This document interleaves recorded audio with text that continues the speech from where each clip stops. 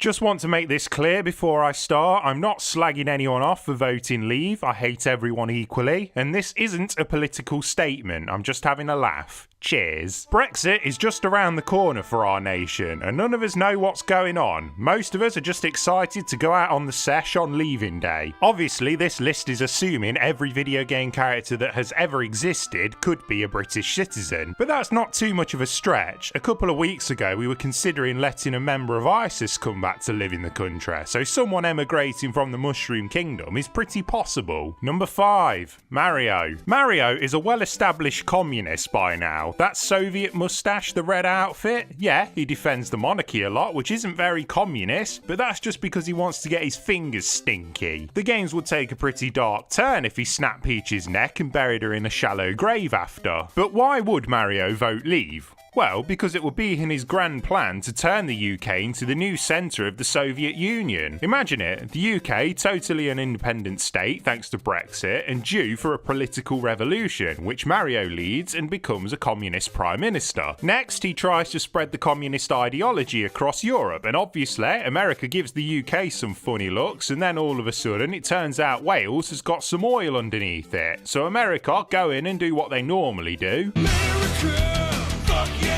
Nuclear war breaks out between the UK and America. The war improves the look of Wales, and to end the war, Wales launching a precious nuke into Hollywood before all those smug wanker actors can give us their political opinion. Without such enlightened beings being able to guide the American people, the US's infrastructure is crippled, leading to the communist invasion by the British Armed Forces, led by Ross Kemp. Number 4. Albert Wesker. Brexit would be the perfect opportunity for Albert Wesker. Whilst the UK is isolated and alone, it would be the best time to unleash another virus on the unsuspecting public. The UK military, again led by Ross Kemp, would be quickly overwhelmed due to downsizing. Now we don't have to get involved with Europe's scraps anymore. Once the virus has spread out of control, good old Theresa will get on the blow to the EU like, lads, we've got loads of mutants walking around, it's chaos, and they'll be like, well, that's what your country was like anyway. No one would take us seriously until it's too late, when all our infected immigrants swim back over the channel and infect the rest of Europe and eventually the whole globe. Number 3. Solidus Snake. An independent UK would be perfect for Solidus. He would be able to turn it into outer heaven times 1,000. And the Patriots clearly want a one world government, so it would be the perfect opportunity for Solidus to give the Patriots the middle finger and vote leave. It might even be a peaceful time for the UK. War would break out everywhere, like in Metal Gear Solid 4, because of the war economy. But since the Patriots wouldn't hold the UK, it would be untouched, until the Patriots sends in a certain unknowing agent to fuck it all up.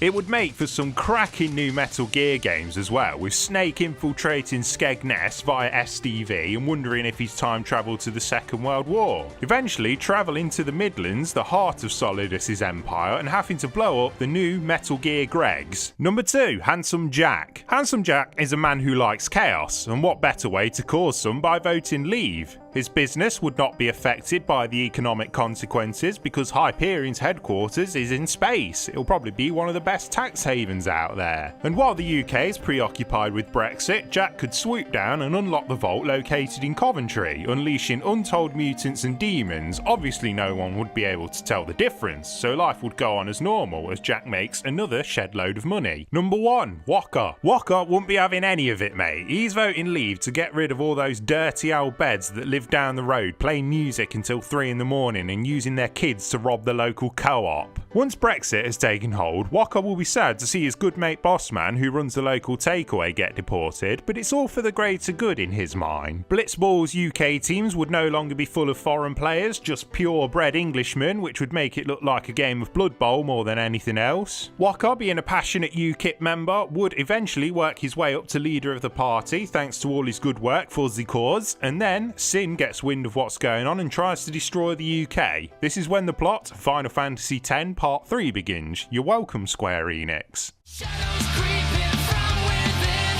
a concept built to more.